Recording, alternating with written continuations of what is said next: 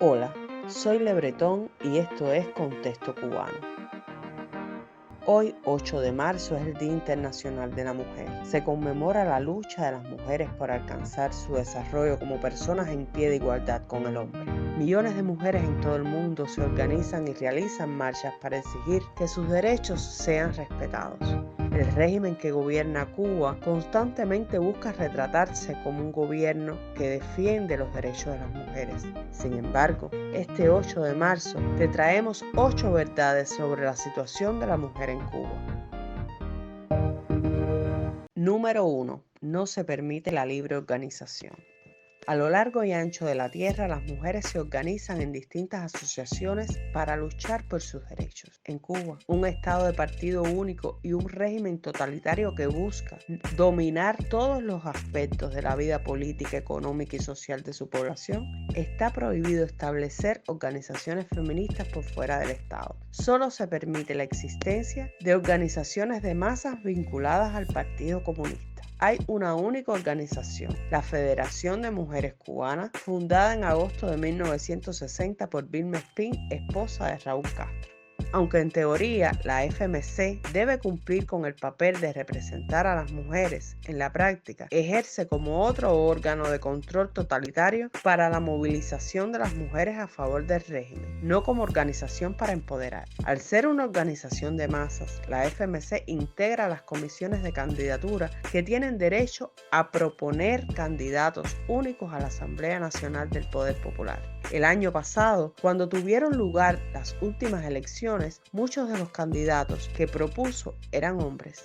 Raúl Castro, diputado en la circunscripción del Segundo Frente, fue uno de esos postulados. En Cuba operan varias organizaciones feministas independientes que se ocupan de reportar la verdadera situación que enfrentan las mujeres cubanas, informar sobre los feminicidios que ocurren en el país y hacer las denuncias de casos de violencia o arbitrariedades. Sin embargo, no se les permite registrarse legalmente y enfrentan el acoso constante de la seguridad del Estado. Es imposible lograr la emancipación de las mujeres en un país donde la población ni siquiera puede emanciparse del Estado. Si nadie es libre, las mujeres menos.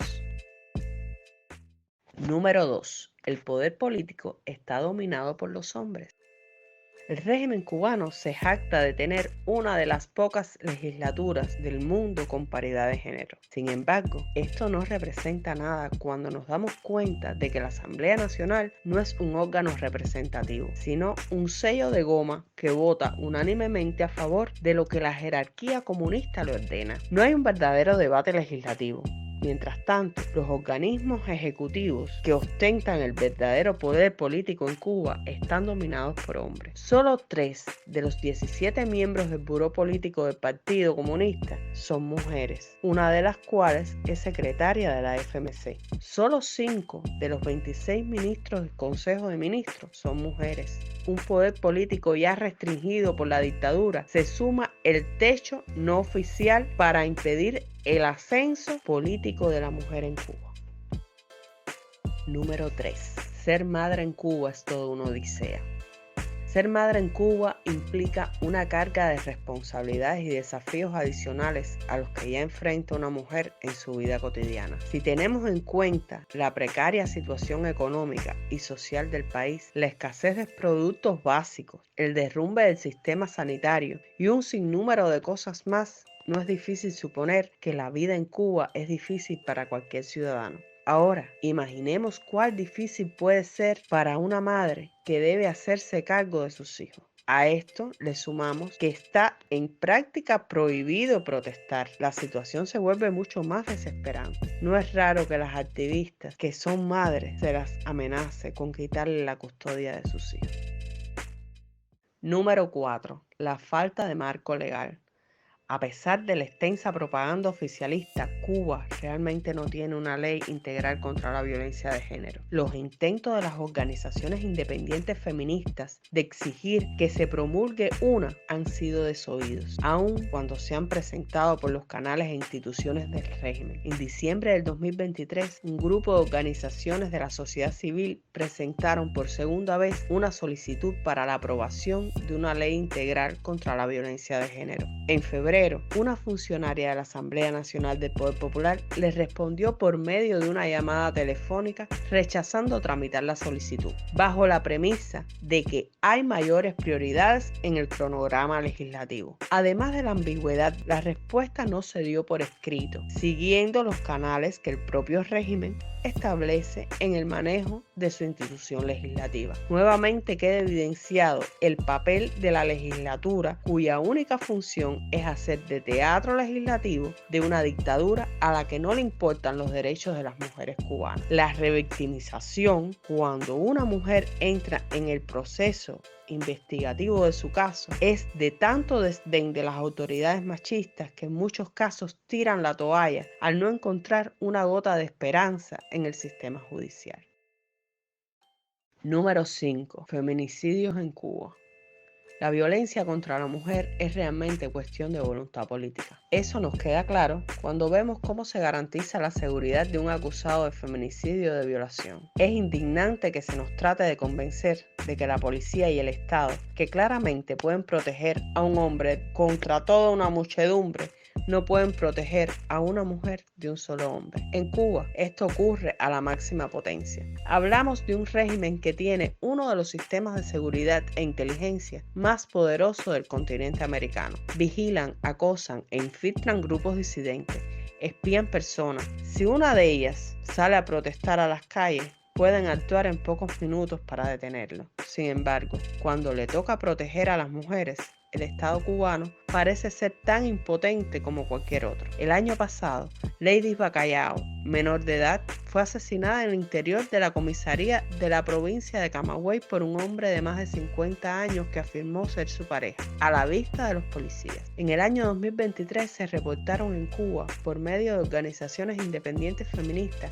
casi 90 feminicidios, mientras que en lo que va de año 2024 ya se reportan 10. En su momento, Miguel Díaz-Canel declaró que las organizaciones independientes tergiversan cualquier hecho delictivo, en referencia a la preocupación por el aumento de los feminicidios el último año. Número 6. Los agresores ligados al poder. Acá vamos a ver la otra cara de la moneda. Si para una mujer víctima de violencia es muy difícil conseguir ayuda en Cuba, lograrlo si el agresor está vinculado al poder político o es abiertamente partidario del régimen es prácticamente imposible. Durante los últimos años han sonado varios casos, como es el presentador de noticias Humberto López, quien ocupa un cargo en el Partido Comunista y es la cara televisiva más representativa de la dictadura. Violentó físicamente a la activista de derechos humanos Yeilis Torres mientras ésta le grababa un video.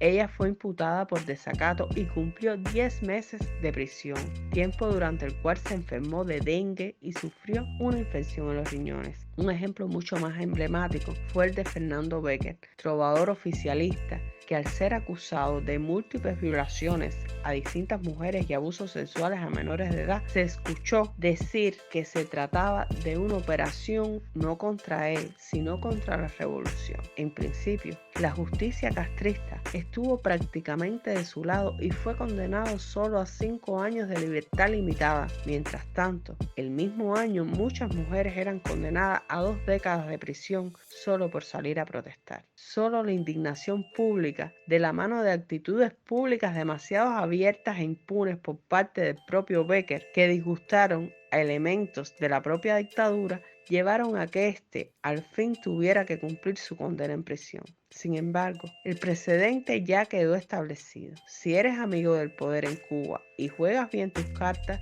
no importa si agredes o abusas a una mujer, solo te ocurrirá algo si haces enojar al poder y si tu actitud pública representa una molestia para este. Número 7. No es lo mismo reprimir a un hombre que a una mujer. El régimen que gobierna Cuba utiliza su considerable aparato de seguridad para reprimir la disidencia. Para esto emplea medios legales como el Código Penal aprobado en el 2022. Sin embargo, la seguridad del Estado también emplea medios ilegales para intimidar y aterrorizar disidentes. Aunque suene obvio, se habla muy poco del hecho de que la dictadura no emplea los mismos medios para acosar a un disidente si ésta es una mujer. Además de los presos políticos, y sus familiares, y en particular sus madres, que son objetivo de una vigilancia y acoso constante, han sido detenidas e interrogadas y se busca impedir que se reúnan y organicen. Se han reportado numerosos casos en los cuales las activistas han sido agredidas físicamente, amenazadas o incluso acosadas sexualmente. Imagina lo que representa para una mujer ser vigilada las 24 horas del día por un hombre o por varios grupos de hombres a cargo de intimidarla. Para alguien que no vive en Cuba debe ser muy difícil o casi imposible dimensionar lo terrorífico que debe ser para una activista cubana estar en el foco de la seguridad del Estado. Número 8. Presas políticas.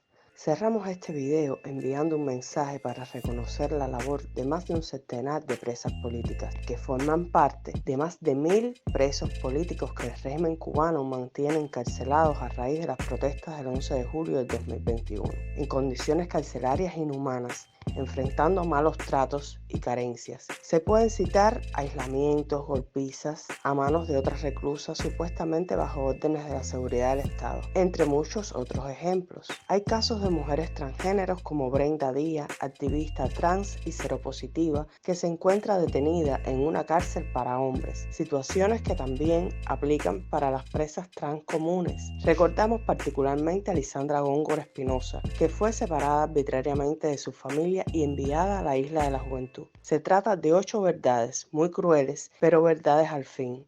El régimen cubano afirma ser un gobierno que defiende los derechos de las mujeres, pero, como ya hemos señalado, en un país en el que nadie es libre, una mujer menos puede ser libre. Son estos los motivos por los cuales las mujeres cubanas debemos seguir luchando hasta conseguir justicia y equidad. Te invitamos a seguirnos en nuestras redes sociales como Contexto Cubano, Instagram, Twitter, Telegram, YouTube. Vamos a seguir ampliando nuestros espacios de difusión sobre la realidad de nuestra isla.